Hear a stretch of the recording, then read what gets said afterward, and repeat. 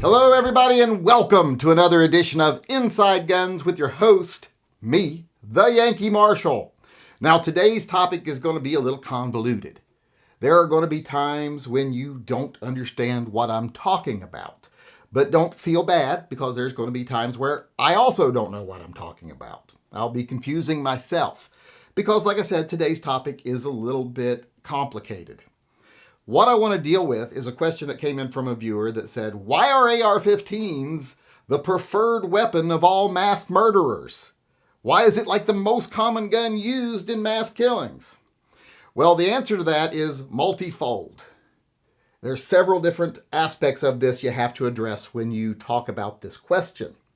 Now, the first thing we have to talk about is that that's a fallacy. It is not the preferred weapon of mass murderers or mass killers. There are people killed every day in what the government would describe as a mass murder or a mass shooting that didn't involve an AR-15. In fact, it usually doesn't. In fact, most mass murders are interfamiliar. It's family stuff. You know, someone kills their girlfriend and his kid and their kids, and then kills themselves, or kills their husband and their kids, or it's usually their wife and their kids and then themselves, to where a certain number of people are killed, and it's considered a mass shooting by the government. And when you add all those up together, when they love to talk about all these mass shootings, the number of them that are actually involving an AR-15 is tiny, tiny. It's just a tiny little sliver. So it's actually a fallacy that AR-15s are the number one choice for, crazy people when they decide to kill somebody. It's just not true. The numbers don't add up. So taking that to heart, that it's not true, let's talk about, though, why is it used so often in these big, high-profile mass shootings, or shootings that seem to get a lot of attention. Maybe there's a lot of victims, or maybe there's just not a whole lot of victims, but it was like very high profile. Well, it's pretty easy to say why AR-15s are often used in these situations, which, even though these make up a tiny amount of all mass shootings combined, and that is because they're very popular. They're the number one selling rifle in the U.S. Heck, they're probably, if you look at them as a group, the number one selling firearm in the country. They're very popular. You can get them very cheaply. They're very good about, they're good that you can put them together in any way you want. You can buy parts whenever you want and blah, blah, blah. They're just a very common, accessible, inexpensive platform. But at its heart, it's just a semi-automatic rifle. It's no more dangerous than any other semi-automatic rifle in similar calibers. An M1A is probably more dangerous. It's more powerful, but it's not cheap and readily available. AR-15s, cheap, readily available. There's a whole list of firearms that would be better suited if you wanted to do what these people are doing. But like I said, they're usually expensive or hard to get. The AR-15's cheap and easy to find. That's why they seem to be prevalent, because they're everywhere. Does that have any influence on how they're used? No. That's like saying, most car accidents involve a Toyota Corolla more than any other vehicle. What is it that's so dangerous about Toyota Corollas? They're not more dangerous than other cars. In fact, they're safer than a lot of cars. There just happens to be a ton of them on the roads.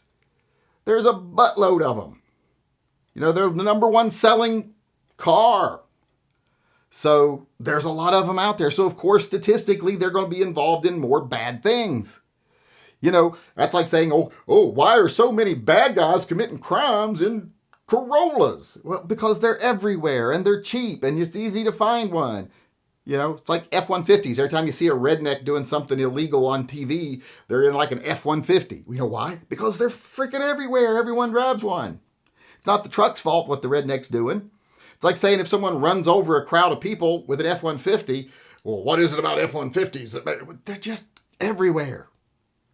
People love to use big rental trucks for that. Does that make rental trucks dangerous? Yeah, they are very good at mowing down people. But they're also very good at moving stuff because they're big and they're sturdy and they got a lot of room. Powerful. The very thing that makes them good at the proper use is what makes them good for improper use too. And that's kind of similar with the AR-15. It's reliable, it's easy to find, it's cheap to put together, it's easy to get ammo for, therefore it's used a lot. And that's not even a lot, it's just used a little. But it's not used any more so than its share of the market, let's say that. In fact, it's used less so than its share of the market. More guns that sell, that there's a lot less of around, get used more often in mass killings, mass murders, mass shootings, as the government calls them. So the whole thing is a fallacy. This whole notion that they're somehow more dangerous, that's crap. They're just a semi-automatic rifle. They're just everywhere. And the whole idea that they're used in most mass killings, that's a lie. That's just not statistically correct, not even close to being statistically correct. But there's another reason why it seems like it is correct, and that's because the media. The media is a for-profit organization, and they also have agendas. They want to keep people angry and divided. So they center in on these things that use, AR-15s or AK-47s. An AK would be better for most of these incidents, but most people don't have access to an AK, so they don't get used as often. But overseas, they get used more often. Like if you're over in a foreign country, they get used more often because they're more common. So which is more dangerous, the AK or the AR? AK, I think, is more dangerous firearm in those kinds of situations, but they're not as common over here, so they're not used as much. That kind of right there shows you what I'm talking about. And to pretend that if they went away, before we move on to the next thing I was going to say here, to pretend if they went away that people wouldn't be doing bad things, because I know a lot of people right now are going to say, well, but since they are so good at what they do, we need to get rid of them. Well, no, there's two reasons why you don't want to do that. One is they are good at what they do. And as far as us as a people being prepared, they're one of the best weapons you could have to be prepared. That's what makes them so good at other things, that they're really good at their main purpose. And plus, if you did get rid of them, they wouldn't save one life. There's no evidence that it would save one life. People find a way to kill. People who want to kill will kill. And they will do it in large numbers. Look at the people who died in Ireland just decades ago. Just because two religions were fighting over who was more religious-y.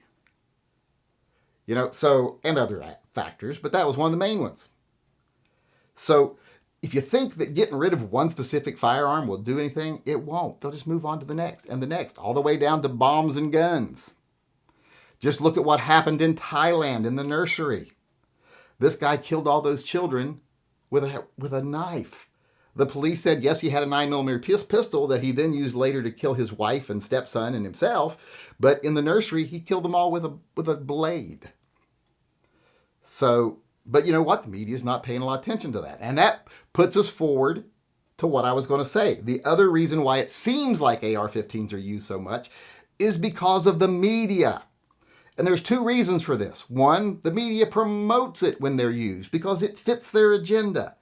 They'd much rather, if this had happened with an AR, what happened over in Thailand, it would have been the news story for 5 days solid. They'd have been there for the whole time, interviewing every single person that ever walked past that building and talking about what a tragedy was. But since it was a knife, doesn't fit their agenda, it's not as important a story.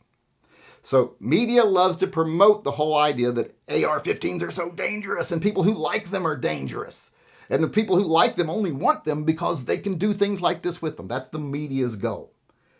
And because they promote it so heavily, it makes it look like that it happens more often. It's kind of like how when they want to show the footage of a riot, they'll show clips from 15 different fires that aren't even in the same city or at the same time and make it look like an entire city's burning down. Because they create whatever perception, they create the reality that they want to create, that they want you to believe exists. So that's one reason you see AR-15s a lot. And the other reason people who are doing these things choose them is because they know the media will pay attention. If someone is mentally ill or just an asshole and they want to take some people out and be infamous, they know, hey, I better choose an AR-15 because if I go out and stab a bunch of people, the media will mention my name once and that'll be it. If I go out and use an AR-15, I'll be the golden child of bad guys for weeks. I'll be brought up every time there's a hearing anywhere in the country about gun control. I'll be infamous. So bad guys do sometimes make their choice based on what the media is going to do for them. You've seen interviews with bad guys who said they planned their stuff in a way that they knew they'd get the most attention. That's what they want. They want attention. If they didn't want attention, like I said, they just use a bomb. You got a better chance of not dying doing it, and you got a better chance of getting away with it. And it's very effective. But they want the attention. They want to be infamous. So that's what they do. They choose the firearms and the circumstances that they know the media will help them become famous from. They will promote them to the gills because of what weapon they chose to create the carnage they created, to commit the atrocities they committed. That's what it is. Media bears a big role in all of this. They are part of what makes people think that they're used all the time. Media and the politicians that go on the media, they're all owned by the same people, so they have the same talking points. So in short, and I know it's too late to say in short here, as far as them being the number one choice of bad guys, they're not. They just aren't.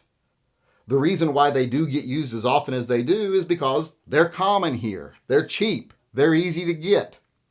And the reason you see it so often and you think it's so common is because the media has an agenda, and the bad guys know that, and they know if they commit a crime that fits that criteria, the media will make them infamous.